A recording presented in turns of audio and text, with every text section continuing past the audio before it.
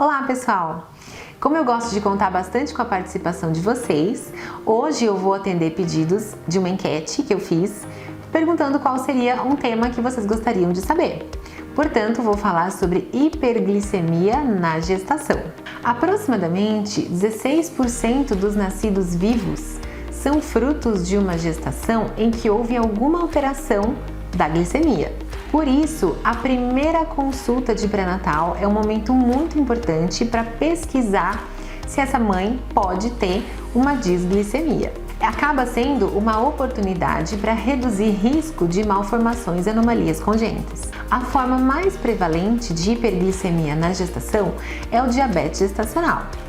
Ele ocorre em até 25% das gestantes, dependendo da etnia e da população estudada. Dentre os fatores de risco para desenvolver diabetes gestacional estão a idade materna, a história familiar de diabetes, presença de sobrepeso ou obesidade, assim como o ganho excessivo de peso da mãe, a presença de hipertensão, polidrâmino, macrosomia fetal e diabetes gestacional em outras gestações anteriores.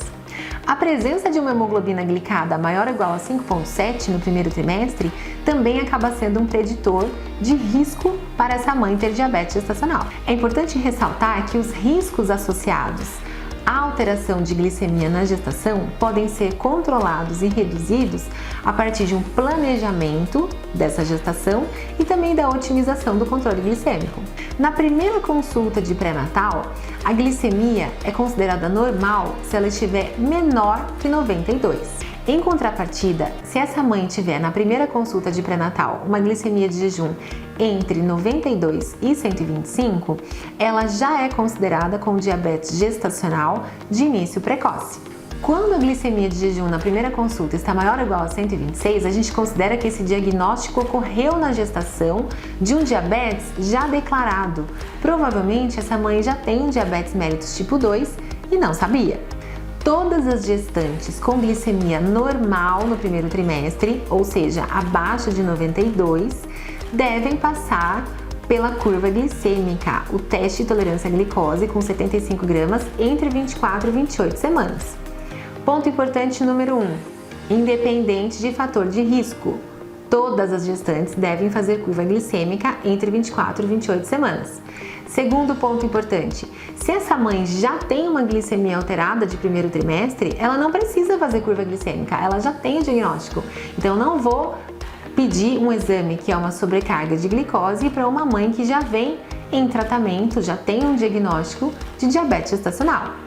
Importante lembrar que nas vésperas da curva glicêmica, a mãe deve fazer uma dieta normal em carboidrato, não deve fazer restrição. Aproximadamente 150 gramas de carboidrato por dia nos 3 dias que antecedem o exame, para não dar uma falsa alteração no teste de fazer uma dieta restritiva. E também lembrar das 8 horas de jejum.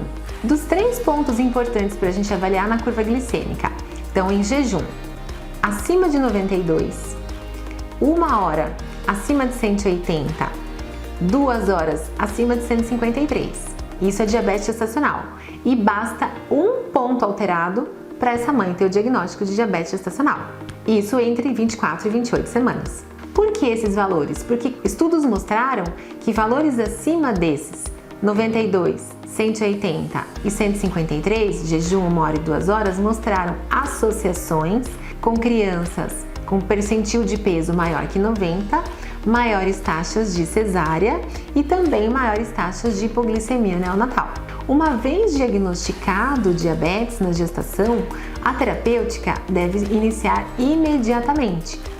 Seja uma terapêutica com modificação de estilo de vida, dieta, controle alimentar, atividade física se a mãe puder, ou insulinização, a depender do controle.